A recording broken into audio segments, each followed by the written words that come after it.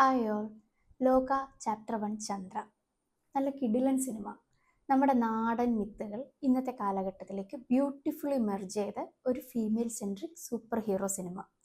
ഇതുവരെ കാണാത്തവരാരെങ്കിലും ഉണ്ടെങ്കിൽ എന്താണെങ്കിലും തിയേറ്ററിൽ പോയി കാണണം. It's a must watch. Cinema കാണാത്തവരാണെങ്കിൽ ദയവായി ഈ വീഡിയോ സ്കിപ്പ് ചെയ്യുക. ഓപ്പണിംഗ് സീനിൽ ചന്ദ്ര ഷൂട്ട് ചെയ്യാൻ വരുന്ന ഷൂട്ടറുടെ നെഞ്ചിൽ നമുക്ക് മൂത്തോൻ്റെ ദണ്ടിലുള്ള അതേ ആനയുടെ സിമ്പൽ കാണാം. അപ്പോൾ തന്നെ നിഷാന്തിൻ്റെ ഒരു ഡയലോഗും ഉണ്ട്, മൂത്തോന് നീ മകളെ പോലെ തന്നെയാണ്, അല്ലെന്ന് നീ ഒരിക്കലും വിചാരിക്കരുതെന്ന്. അതായത് മൂത്തോൻ്റെ ക്രെഡിബിലിറ്റിയിൽ നീലിക്കൊരു കൺഫ്യൂഷൻ വന്നൊരു പോയിൻ്റാണ് അതെന്നാണ് അതിൻ്റെ അർത്ഥം.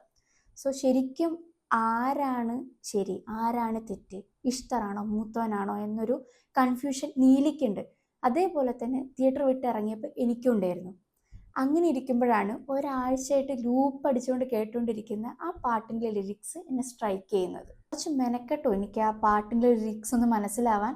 ഒന്ന് മൂസിൻ പരാരിയുടെ തനതായ വാക്പ്രയോഗങ്ങൾ, രണ്ട് ജ്യോതി നൂറാനിയുടെ മുറി മലയാളത്തിലുള്ള ആലാപനം. പക്ഷേ എനിക്ക് സ്ട്രൈക്ക് ചെയ്ത വരികൾ ഇതാണ്: തനിലോക മുറക്കാരി, നരഭാവന ധിക്കാരി, പരലോകക്കാരി, വീണ ഭൂവിനുടയാളി, ഉലകത്തിൻ അമരത്തെ തലവത്തി തരമുത്തേ, കൊടി നീ നട്ടാൽ പിളർന്ന ലോകമൊന്നായി.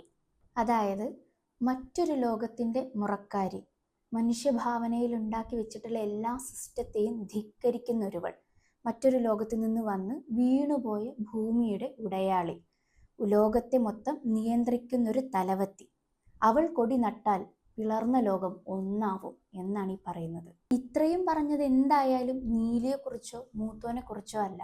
So it's about Ishtar. വരും ലോക സിനിമകളിൽ ഇവരിത് എങ്ങനെയായിരിക്കും അവതരിപ്പിക്കാൻ പോകുന്നത് എന്നതിൽ I am very excited and I am waiting for the reign of Ishtar. How about U?